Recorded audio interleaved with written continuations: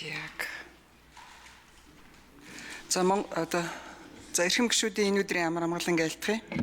Тэгэхээр Монгол улсын их хурлын тухай хуульд нэмэлт өөрчлөлт оруулах тухай хуулийн төслийг үзэл баримтлалын хувьд ерөнхийдөө дэмжиж байна. За улсын хурлаас батлах хуулийг илүү чанартай чамбай болгох боломжийг нээж өгсөн хэд хэдэн санаанууд энд бол тусжээ.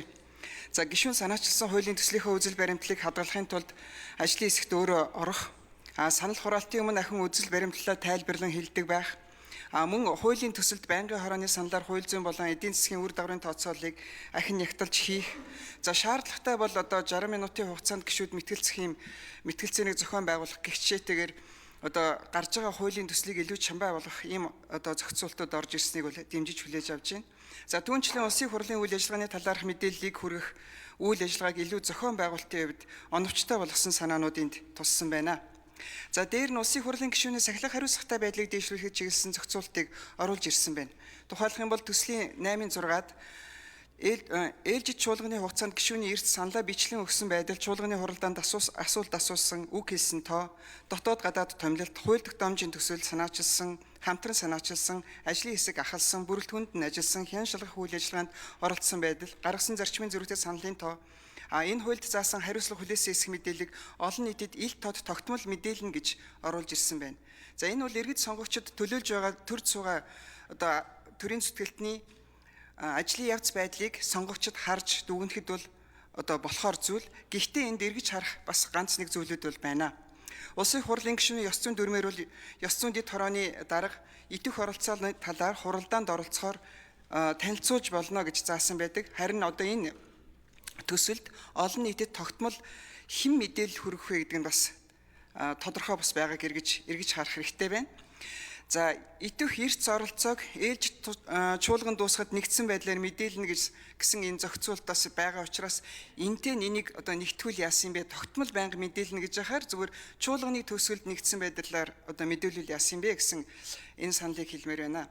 За ер нь улсын хурлын гишүүний ажил үүргийн онцлог бол бас нэлээд төвлөрч ажиллах юм шаардлагатай болдог. Тэгэхээр байнга хуралд орно, байнга санал асуулт хэлнэ гэдэг маань болоод ирэхээр маш их хэмжээгээр бас цаг хугацааг нь авах учраас ерөнхийдөө өөрийнхөө ажиллаж байгаа тэр хуулийн төсөл дээр илүү төвлөрч ажиллахын боломжийг энэ зохицуулт бас хязгаарлах вэ гэсэн юм бодол төрж байна.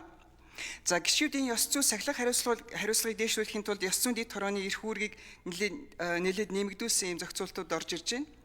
Тэгээд ер нь бол ёс зүйн дэд хороо бол ирсэн гомдол хүсэлт эрцийг шалгах хүрээнд ажилладаг байсан бол энэгээр бол гишүүдийн эрцээс гадна итэх оролцоо ёс зүйн хэмжээний зөрчил гарвал шийдвэрлээд хариуцлага тооцоод явахаар эрх мэдлийг нэлээд нэмэгдүүлсэн ийм зохицуултууд орж ирж байгаа. За хүлээлгэх хариуцлага нь ч бас тодорхой. Тэгээд нэлээд бас чангарч орж ирсэн байгааг бол анхаарах хэрэгтэй байна. За улсын хурлын дотоод асуудал тэр тусмаа гишүүний ёс зүйн сахилах хариуцлагын асуудлыг хамаарах тул дэд хорооны статустай байхаар оруулж ирснийг бол ерөнхийдөө дэмжиж байна. Төслөөр ёс зүйн дэд хорооны гишүүдийн тоог нэмэгдүүлсэн бөгөөд бүр улсын хурлын дэд даргыг заавал оруулна. Тэгээд улсын хурлын дэд дарга нарын аль нэг нь ёс зүйн дэд хороог ахалахаар оруулж ирсэн байна. Тэгэхээр намын бүлэггүй улс төрийн хүчний төлөөлөл ямар оролцоотой байх вэ?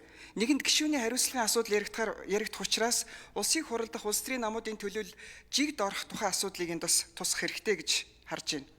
За ёс зүйн дэд хорооны даргаар насаар хамгийн ахмад парламентын гишүүнийг сонгодог байвал За нэмж 1 минутаар. Монголчууд ахын хэлж дүүн сонсно гэдэг. Тэгэхээр дөнгөж сая парламентын танхимд гишүүдийн дуу чангарахад иргэдэл гишүүн ганц дуурахад бүгдийг нь нам болгож байна. Тэгэхээр энэ соёл өнөөдөр хүртэл хүчтэй байгаа учраас ахмадаар нь ахлуулах, хамгийн ахмад гишүүнээр ахлуулах ийм саналыг бас эргэж харна гэж үзэж байна. За ёс зүйн дэд хорооны үйл ажиллагааг зардалтай болгож байгаа нь бол бас их сайн байна.